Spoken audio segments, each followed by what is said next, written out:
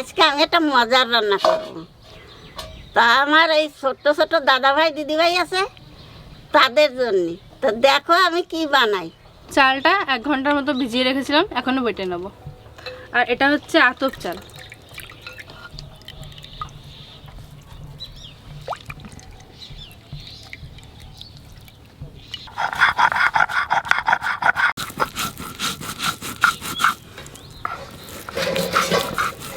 কিরম চর মারলাম, মশা মারতে যে 5টা আঙুল বসে যাবে। একদিন কেমন ওরকম জানিস, মানে এমন জোরে চর মারছি হাতে, মশা পড়ছে 5টা আঙুল বসে গেছে, বিশ্বাস করবি না, মানে এত জ্বলন লেগে গেছে আমার। চালটা একদম মিহি করে বেটে নিতে হবে। আর আপনারা মিক্সিতেও বাটতে পারেন।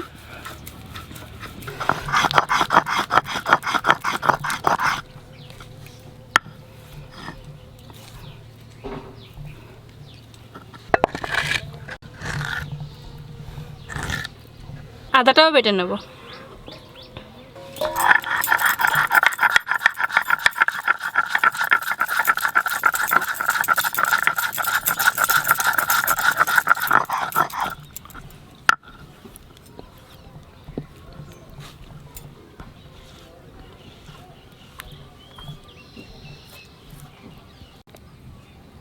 চালটা পুরো মিহি করে বেটে নিয়েছি। এইবার এর মধ্যে দিয়ে দেব সুজি,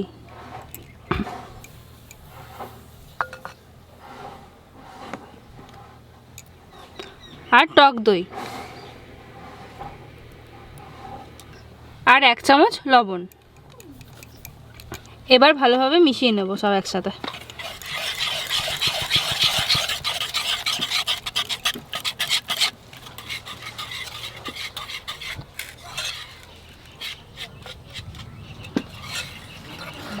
তখন থেকে মেঘ দেখেই যাচ্ছে।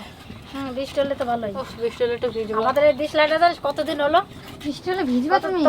কতদিন হলো আমাকে এই ডিসলাইটা? ঠান্ডা লাগলে বুঝতে পারবা। কেউ চান করে বৃষ্টিতে? এখন জ্বরটা ভালো না, বুঝিস না। তেলের উপর দিয়ে দেবো কটা কালো সর্ষে,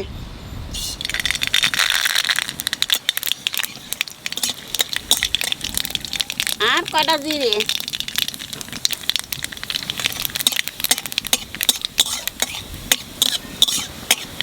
আর একটু আদা বাটা,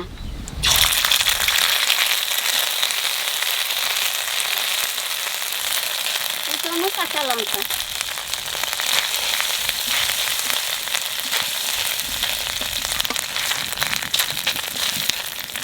আর দেবো কটা ধনিয়ার পাতা।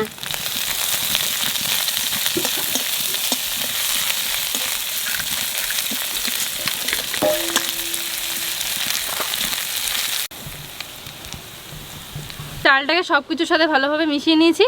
এইবার ঠাকুমা যে মশলাটা ভাজলো ওইটা এর মধ্যে দিয়ে দেবো।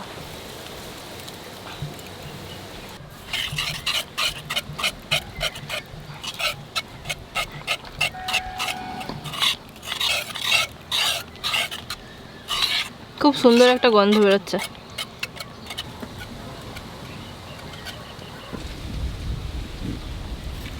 আমি একটা এরকম থালা নিয়েছি।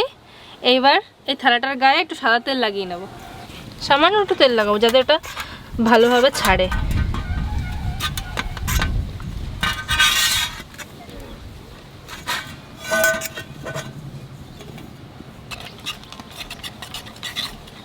এবার এটা এই থালাটার মধ্যে ঢেলে দেবো।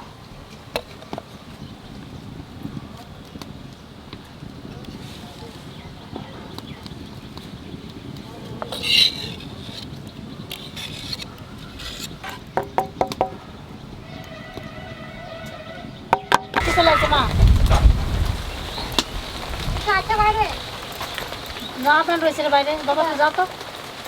দেখো তো নাড়া রয়েছে, দাদাদের প্যান্টগুলো সব এই বিষয়ে নাড়া রয়েছে। বৃষ্টি চলে এসছে অনেক জোরে। জামা প্যান্ট ভিজে না যায়। কত বড় বড় ফোঁটা পড়ছে দেখো। জোরে নামলেও হতো। আমি যাবো ভিজতে। হ্যাঁ যাও, জ্বর আসবে আবারও। বৃষ্টিতে গুলো গুলো প্রথম বৃষ্টিতে চান করলাম। চান করলি? আজকে তো বড় বড় বৃষ্টি হচ্ছে, কি করবা? বড় বড় বৃষ্টিতেই তো করলাম। বাবা জলটা ফুটতে শুরু করে দিয়েছে, এখানে থালা ধরে আড়ির উপরে বসায় দেবো।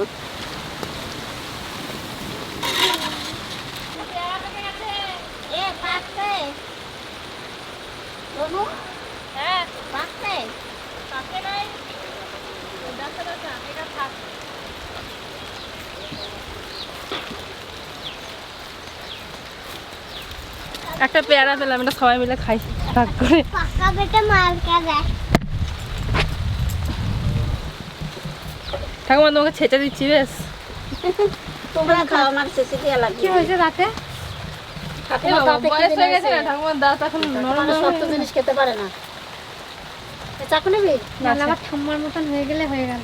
তো ঠাকুমার তো দাঁত চলবে নাকি? হ্যাঁ ডাক্তার তো তাই বললো। এটা ভালো লাগে পেয়ারা। ওরে বাবা রে,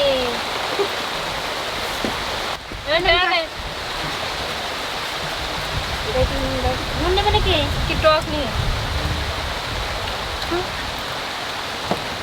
পেয়ারাটা খেতে সত্যি এত ভালো, মিষ্টি মিষ্টি টক টক, আমার হাত পা পাকলে পুরো মিষ্টি হয়ে যায় একদম।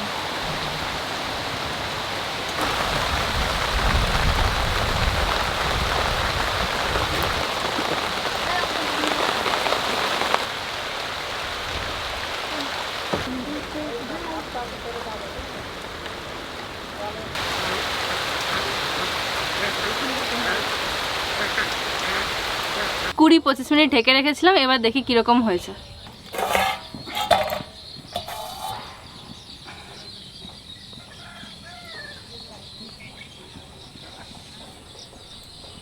একটু হবে, কাঠির গায়ে এখনো লেগে রয়েছে। এই কাঠিটা ঢুকিয়েছিলাম, কাঠিটার গায়ে লেগে আছে, তার মানে এখনো হয়নি, আর একটু হবে। যদি না লেগে থাকতো তাহলে হয়ে যেত।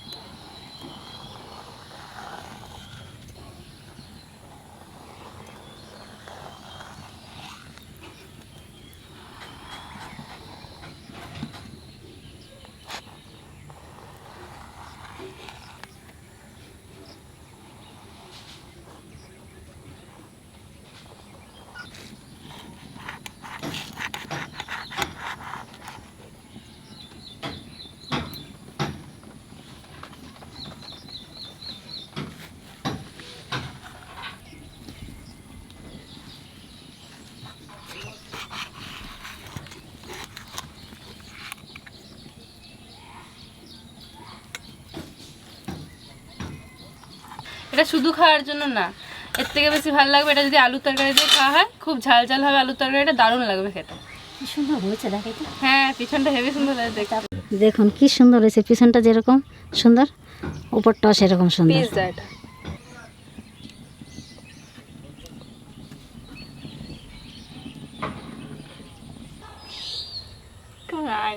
আমরা বলেছি আমরাই খাই।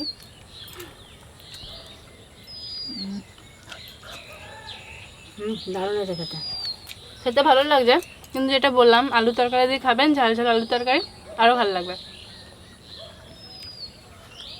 আর খেতে অনেকটা সেই ধোকলা হয় না, ওরকম লাগছে। বিশাল নরম হয়েছে, বিশাল নরম, দেখেই বুঝতে পারছেন বিশাল নরম হয়েছে। দেখুন কত নরম হয়েছে, খেতেও ভালো লাগছে। আলু তরকারি পাতলা ঝোল, পুরীতে ইডলি দিচ্ছিল না কি দিচ্ছিল, তার সাথে একটা আলু তরকারি দিচ্ছিল না, ঝাল ঝাল পাতলা দই বড়ার সাথে। দই বড়া, হ্যাঁ ওই তরকারিটা ভালো লাগবে খেতে।